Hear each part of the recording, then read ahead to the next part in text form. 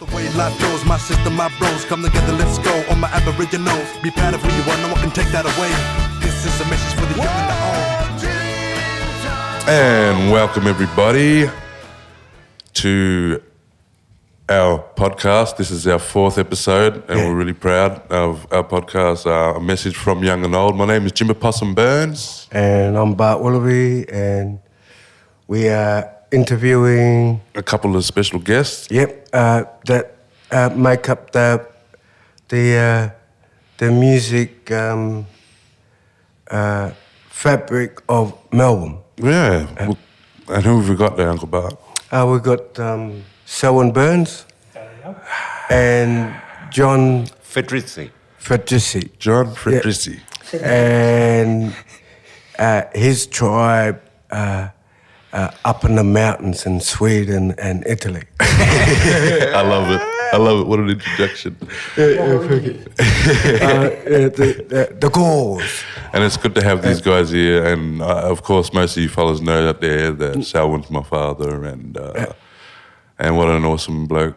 An honour to have him here too. Me and Selwyn have been playing music since we were teenagers.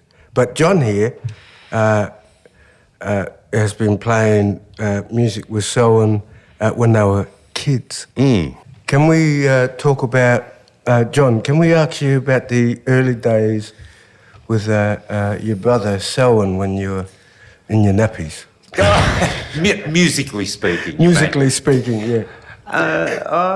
We used to get around Broady, I suppose. One of our mates had a connection that let us use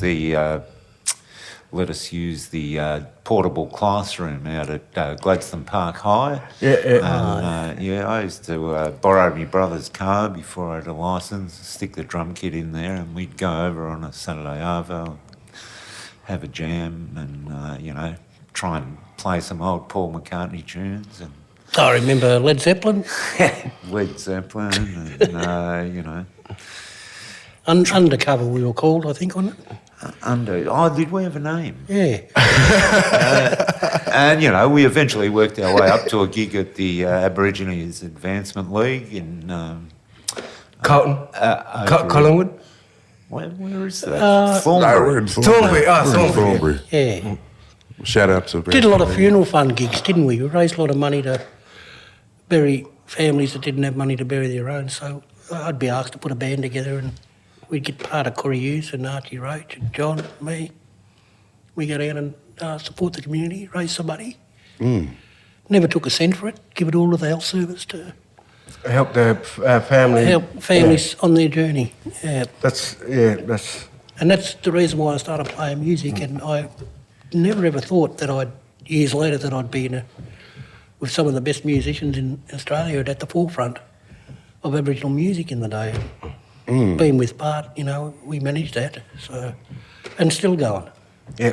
And you and John have been friends since? Yeah, years. We're talking probably late 70s, early 70s, that sort of stuff. Yeah. Well, we used to jam at my place sometimes. We had a little room next to the garage. But everything was pretty scattered, fly by the seat of your pants kind of thing. Yeah. Our brains were scattered. In other words, you're just following the things that you love to do. Yeah. It was a hobby and it was fun. You'd try and imagine an opportunity for you, but, no one really knew where they were going. Nah, no one does, yeah.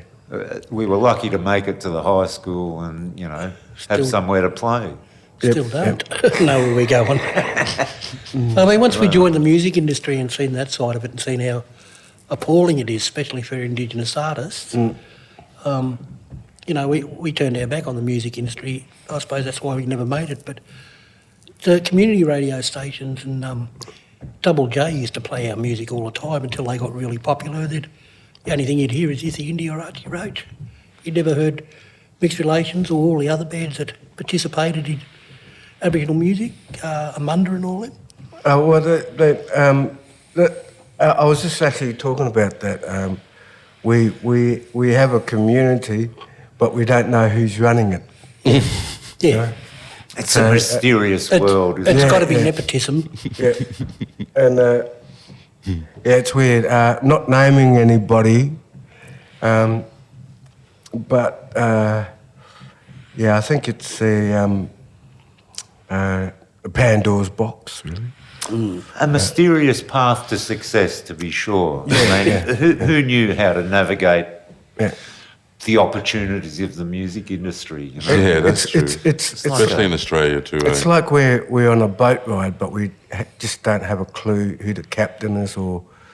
Well, it's like Captain Cook when he landed here and said, I discovered Australia. Well, we weren't lost. I mean, we were always here. Yeah, how can you get lost if you're already there? Yeah. It's... Probably because we never had a hut and a postcode. Well, we did. We actually had... Huts, but not a postcode. No, we actually had some sort of buildings. Well, we had it all until he come. Yeah, that's right. And then they took it all. Well, they got And rid of some. it. They got rid of it all. A bit like the War of the World, you know, like changing the whole landscape to suit them. Reminds you of Toby. No, Kunta Kinte, no, your name's Toby. Yeah, Toby. So, Dad, No, Conte Kinte, no, Toby. after doing music when you were younger, when did you first meet Bart then? So how did that get around? How did Bart didn't know you were a musician at the time? No, so you were just- No, we knew each other for like 2.5 years. Yeah. And I got a toothache one day. I had a big abscess on my tooth, and I said to Bart, look, take this and come over tomorrow and pay me because I can't stick around. So Bart says, oh, have a rum and clothes. I'm like, what's that? And he goes, oh, swish it on your teeth and it'll stop the pain. And I said, well, what do I do with it after I've done that? And he said, swallow it. And I go, is that alcohol? Because I didn't drink. Anyway, he ended up getting pissed and going back to Elstonwick. Yeah, he mightn't have drank, but he did have a sip. Elsterwick is in Adelaide. No, Yeah. No. Melbourne. Melbourne. Elsterwick is in Melbourne. Yeah, St of course, Kilda. If you can't see what I'm doing, it's over there. So we'll go back to Bart, and Bart's got his slab of EB from the pub after he finished playing. They always give him a free slab. And we got on the tram 2 stops from the pub, Duke of Edinburgh it was. I'll never forget. And we got to his little flat, 2 stops away from the Duke of Edinburgh on the tram. And my tooth was still throbbing, and so I started to have a beer with Bart, and Bart's picked his acoustic guitar up, little Spanish one, and he said, oh, these are my new songs. And I'm sitting there looking at the other guitar thinking, should I? Won't I? Should I? Oh, bugger it. I had the balls enough to pick it up and start playing. And Bart, he stopped and he went, what the 4X? Can you play? I said, oh, no, look, I just dabble around, muck around, But he said, you're better than our guitarist. So from then on, me and Bart established music. Well, Selwyn played like... I was doing jazz. Yeah, he knew what he was doing. I'm not knocking my lead guitars, but No. he was... I was different. Yeah, well, you're he's- both different, aren't you? Because Les is a legend as well. Well, Les plays. And they all learned to write music, whereas I didn't. Yeah. I learned from playing the record and listening, at least I had a good ear. And there's a lot of feel with you. Well, Selwyn could mimic anything that came out of the radio station Well, day. that goes back to my grandmother because she said, if you want to learn music, if you can hum anything, you can play it, just find the first note. And she wasn't wrong. Yeah, So, And then it just come full circle again with John too, because you've always been friends. Yeah. And then Yeah. John, you end up coming and doing a few shows as well with And Uncle Bart. And a few other- guy that I learned guitar off a lot was very equivalent to Tommy Emmanuel. Oh, and you guys grew up with him as well. Yeah, Michael Migiani. Migiani. Unbelievable guitarist. And it's a wonder he never ever made it, but he just played garage bands.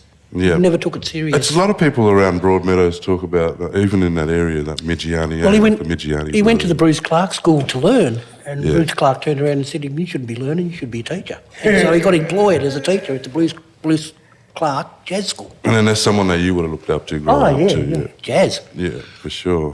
But he was like a Tommy, he could play not just the rhythm, but the melody and also the like the bass beat. You get like the bass, and then you got a rhythm, and then you got the lead, the singing parts, and he could do all that on just the one song. Oh, yeah. And I was fascinated then at 14 and 15 looking at that. Yeah. Going, wow, And- how do you, yeah. Yeah, so he started showing me that stuff, and by the age of 21, that's when I first met Bart. I was around 21, 22. And then we went up to Alice Springs as mixed relations. Yeah, And I was that's, 25 years of age. Yeah. And never looked back from then. And when it was funny because when I was that young looking at 25, we go play in pubs and they say, you got the ID? You're too young to get in here. yeah, that's right. Yeah, that's Are you right. 18? And I'm like, I'm 25. And I said, piss off. Don't even look at, you know. Yes, I remember when I turned 18, I went into a pub and I went, get out, I've just turned 18. And that went up to when I was 30. Yeah. I was like, what? Get out of here. Yeah, are your parents with you? yeah.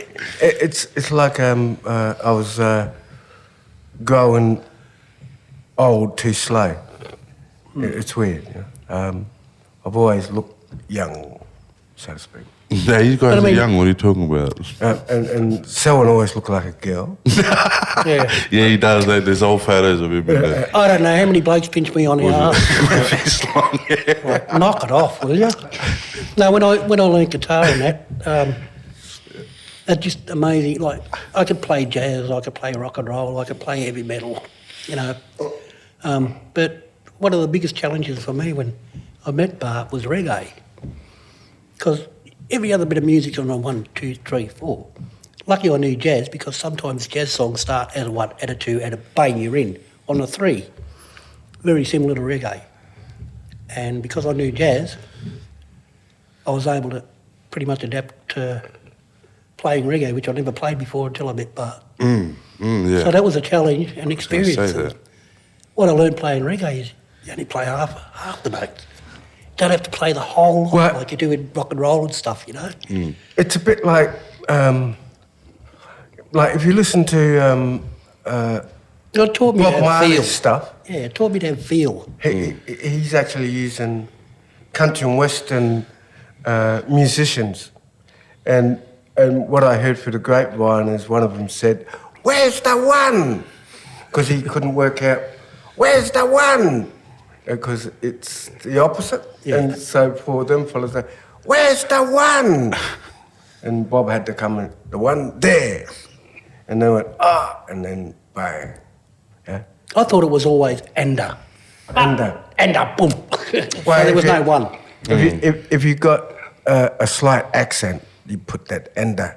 Ender 1, ender 2, ender. Ender three, yeah. There you go. So, with reggae, it was like ender, and you're in. And Yeah, reggae is like, it's not 1, 2, 3, 4. It's like 1, 2, 3. Yeah. It's different. And people ask me, you know, how do I play guitar the way I do? Well, I'm still trying to find the right note. that's true. Yeah. That's why I'm all over the place. So all that sounds beautiful are mistakes. Yeah. Yeah. Well, they say that you learn from your mistakes. And I'm thinking of making a few more mistakes. Yeah, I reckon it happens all the time, doesn't it? Yeah. Oh, yeah. And that's what I was going to say too. Yeah, coming back to John, full circle, and he's always used different musicians. They don't even, a lot of them don't play reggae, but they do play reggae here and there. And you use different musicians Yeah. from like different fields. Yeah, because they got their touch. And different. that's what I was going to say with John too. When you guys were touring after a while, and John had come in and did a few. I think he did some stuff with Uncle Archie as well. Well, the first band. Yeah, because I wanted to let the audience know out there too How it all began. how it all began. Yeah. You know, especially with you guys and your journey, and Yeah. how many different people you guys have around you that basically on the same level too, even musically. You know, and I noticed that with people because I'd go to rehearsals with you guys and all that sort of stuff. And how do you, John, when you're experimenting with people, feel about? Well, I can tell you guys love what you do. So how do you feel when you're moving around the country? And I mean, this would have been places that you've been for the first time with Dad, even in some places in Australia. It's definitely an experience. It's hard to really describe. I suppose it's so much to take in. Just new stuff coming at you every day. You just You dragged him through the outback. take it one day at a time, I guess. Remember Yeah. Tennant Creek? We got to Tennant Creek and like we were an hour late or whatever, And it's getting yes. late, and Radiator hose. John thought that there wasn't going to be many people at the gig. And we looked across the park. Oh, we looked at the hall and there was about, 10 or 15 people standing around. And John goes, oh, not many people here. And I said, look over there. Across the road there was about 1,500 people in the park waiting for us. Oh, wow, yeah. And The bush is different. The bush is different, isn't it? But It's also... not like the city, is it? Yeah, but also John was with us when won the ARIA Award. And we got the phone call, oh, go and celebrate all you want. We've just won the ARIA Award, first Indigenous album. So John was a part of that in the day, but he'd done a lot. He'd worked with Tjimba, which was Richard Franklin. Tjimba. Yeah. Yeah, of course. Richard Franklin. yeah, Shout out to Uncle And Richard. Korea Youth. Yeah. And Korea Korea Youth, Youth. yeah. Stray Blacks. Stray John Blacks, did yeah. things with Stray Blacks. Uncle Dave as well. Did a few stuff with Uncle Yeah, Dave Arden. Dave Shout Arden, out Uncle Dave. Oh, yeah. We had a thing with Archie called All Together. Yeah. All together, yeah, beautiful. Yeah, we played up at that Building Bridges concert in Bondi. Bondi. in, What year was that? That was the year that I played with you and Shane and Archie Roach and Trisha Briggs. 1990 maybe, I think, Yeah. 1990. 1990, well. Peter Garrett was the MC and Paul Kelly I'm played. just trying to remember what I was doing that year, 1990. Drinking, What were you doing in 1990? drinking, Do you remember smoking weed. 1990? No, I can't remember the 80s. Well, you were forming mixed relations around that time. No, well, Mixed Yeah. Relations was already formed Oh, it was Yeah. already formed at that Yeah. time, wasn't Yeah. it? So it was early, Yeah. late 80s. because I played Yeah. with Mixed Relations. Okay, yeah, because I admire that band and the music that you're breaking out with Mixed Relations was unbelievable. Too. Yeah, and also all these songs are starting to pop up, and still today I haven't heard that album. That's like over nearly 30 years. So, What was that? Which album but was that? I don't know why I It's a bit do of that. editing, yeah. But like what I'll do is I won't listen to Bob for a while, and then I'll listen to his music, and then because his music's like to me it's like His top music- shelf stuff. His music's like Rush to me. Yeah, yeah. Shout out to Rush. Well, Dad loves Rush. Rush is about 1,000 miles per hour. Bob is just walking. Tortoise. Yeah, he's just walking. He's just doing a tortoise. It's just that feel. Yeah, it's really slow, but there's a lot happening. But you know, you've got a handful of songs in Mixed Relations that I love. And what made you guys, used to come together as a duo to write stuff like that? Because everything, We were doing it. We were all the doing- arrangements that you were doing. But we were doing that. We were doing that all the time together. Yeah. Well, first when we got with his cousin, and we ended up arranging all his music, Oh, okay. And which cousin, made his stuff and cousin is way better. Banner, Uncle Bana. piano, Big bush banana in a lorry. big Shout out to bush Banner. banana. But Banner is his mother, my mother, sisters, and when I was growing up, he was the musician, local musician in Adelaide, along with Ronnie Hansel and Bunny Mundy. Bunny Mundy and a few other musicians, and they'd be playing at Aboriginal cabarets, Yeah. and that's when I first started to play drums. He'd call me up for the last song, and then I'd get up and do the drums. But I've always he was always the first. But it just goes to show how much music was happening in Ceduna. I mean, these musicians came from Ceduna. Yeah. They're not Adelaide musicians. Yeah. Yeah? Who does Hey Jambu Jambu? That's Ilikali Maro. Ilkari. They're from down that way Ilkari too, Maro. aren't they? Yeah, they're up near my father's area. Which Around means that area. Ilkari Maro is dark sky. Dark Sky. Oh, beautiful. Because, it was, there's a lot of bands that come out from, They're actually my father's people. Yeah. wow. the Brady's. And Brady other mob. Brady was the Weird Tail Eagles. Yeah. Well, I remember as a young fella too, all the music that was sort of coming out They in both the passed desert. away now, the two brothers. I think you fellas picked me up Common in a limousine in Alice Springs one time. No, that was a remember. taxi, Oh, but it was a that was limo. you, It was a cab disguised as a limo. Yeah, I remember that. So it's a limo cab. That, Oh, well, it was a statesman. Oh, well, I felt cool. You know, I'm thinking, this is rock stars. So well, actually, when we first went to Alice Springs, within a week, we took over that town. No, it was the first night on the jam night. First night on jam night. When we played, the band was looking at us and they're going, our guitars are very expensive and, we don't really like people playing them, but you're allowed to do 3 songs, put your name on the chalkboard. We got up and did 3 songs and the band wouldn't get back up. They said, no, we can't top that. Keep playing, we'll give you the $500. And then the pub come back and said, would you like to play at the weekend? Yeah. And then there was a big front page write-up in the paper the next day, in the Advocate, Alice Springs Advocate. And it was just talking about how mind-blown we were. At the time, it was me, Mackie, Bart and John. Yeah. And we were called Mixed Relations then. Then we had to change the name because a new album come out through Bunalorry. And so we changed the name to Coloured Stone and we went and did all this touring to Broome and back. And by the time we hit the city, Human Love was all through me and Bart, was Raged.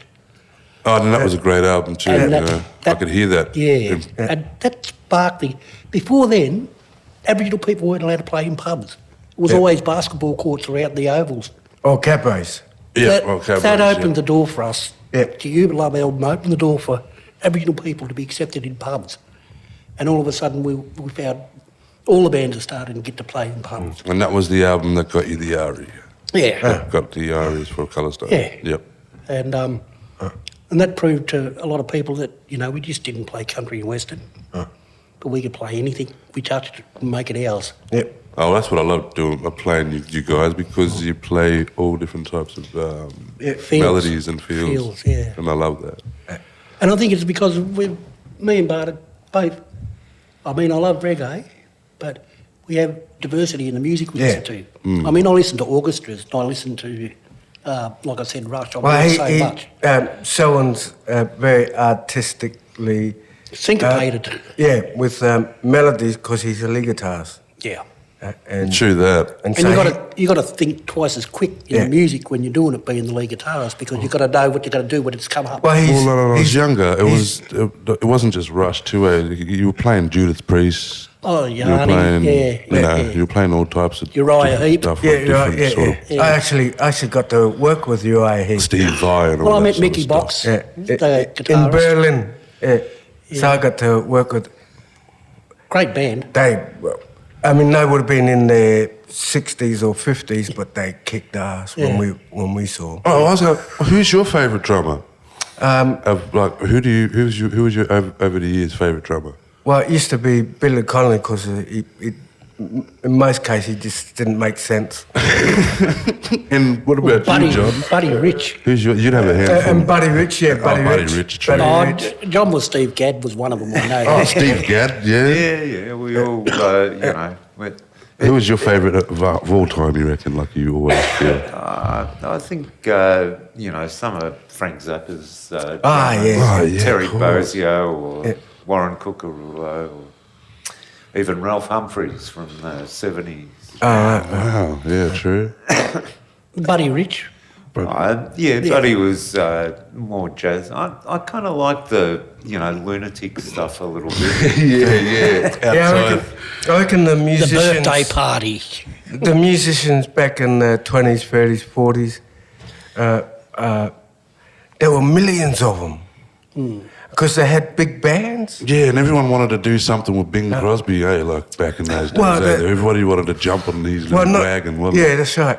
Bebop and Bebop. swing got really Swing. big. I actually got to meet Count Basie when I was 16, 17 years old Really? in Adelaide.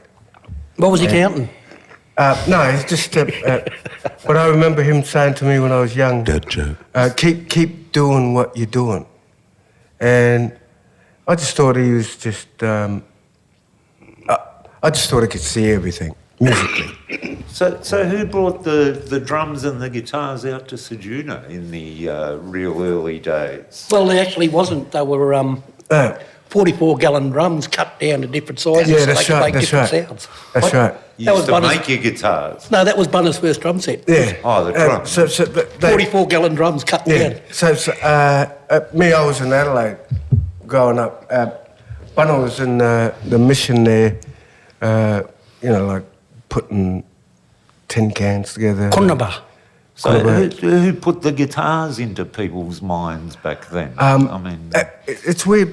Tjimba, There's a guitar lying around everywhere, eh? yeah. For some strange reason, the music happened, I guess, like everywhere else, like Broome and Kuranda. Happened in the 70s. Well, we had a church and there was music In the coming church. out from In the the church there. Yeah. Same thing with Broome. You reckon the churchy people brought it in? And also they I was brought gonna classical say. music in there. Yeah, true, they would, And eh? so- They all look pianos Yeah, and everything, wouldn't they? so Broome Mob got classical music, and then the mob in Kuranda got the same thing, and then the three started to create really, really good musicians out of that. You know, that's, What did you listen to back then? Like, what got people the first... Dire Straits. Yeah, well, no. No, we're No, talking about earlier. we're, Going way back. no, eh? yeah, we're going like Well, you know- Sammy Davis Jr., Broome had Cuckles, Cool. but they had Jimmy Choi. Who was an inspiration. Smoothie, Dean Martin, records. yeah, records. Oh, records, Record true. or radio? Did you get Yeah, records, radios, yeah. And Queensland had Mantaka, so they all like reggae. Yeah. And they also had... Because country's big in certain places, eh? Like in our community, look how big country music is. was the first thing that Aboriginal people did play to. Well, you get into a lot of remote places, there's nothing but country in some places, eh? More than rock and roll. More than rock and roll, Yeah. eh? Yeah. But then when rock and roll come in, a lot of black people took to the surfing music. You know, like Wipeout. Oh, yeah, because Wipeout was a... all the time. Yeah. All those young kids out there. That was a Isn't big it? thing, Wipeout. Yeah, and all the little black kids used to jump up on the drum kit. Yeah, they still do it. Yeah, they still It's do like it. it still goes as generation. And they after can't play generation. anything else, but they can get on the drums and play Wipeout. And that's true. It might have been that's how come Wipeout is the most biggest song out in the bush. Yeah. Because we had to play that song Yeah. about 6 times in one Because night. they'd ask for it all the time, wasn't it? Well, no, someone would turn up late and they'd want to hear it. Where's my song? Where's play my song? So was that the Aboriginal surfies that got into Yeah, that? Yeah. Surfing out in the desert, eh? Yeah. Yeah, well, they Well, used to surfboard down the big near the dunes. beach, isn't it? That's what the dreaming's about. you know, Surfing you- about you the imagine dunes. it. Yeah. Whale riding, that Well- sort of thing. But it was their journey. Oh, that's funny, yeah, true, because they're the whale people down there. Whale And mob. that's weird because we travelled in between Northern Territory, South Australia and West Australia. And when you travel through that country there, you just go, wow, whales used to swim through this way. Yeah. That's proven because they say found... it used to be under. That is underwater. proven because all of that was underwater at one Yeah, point. but That's right. There used to be two sides. They found an opalised dolphin in Cooperpedy. Yeah. Yeah. An opalised black... If you go out there to the desert, in some places where Black opal. mum and that's from too, you can see that there's old shells and in the rocks. On the ground, yeah. in the ground Yeah, because it was all underwater. That's right, yeah. at one point. So, anyway, nice to... Oh wait! Before we do that, we got some music for you guys, Oh, and we hope you enjoy it. we hope you enjoy it and Yeah. have these unbelievable people here to come out to it. And our first episode's about first podcasting. That's Uncle. I'm right, really that's proud right. and honoured. And Yeah. Yeah. and John, thank you for... yeah, John, thanks so much. Yeah. Well, you are...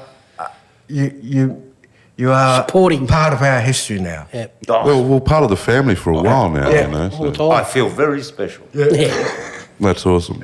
And thank you. And I hope you guys enjoy our music too. And yeah, we'll be back. Yeah. Cheers. I'll be big.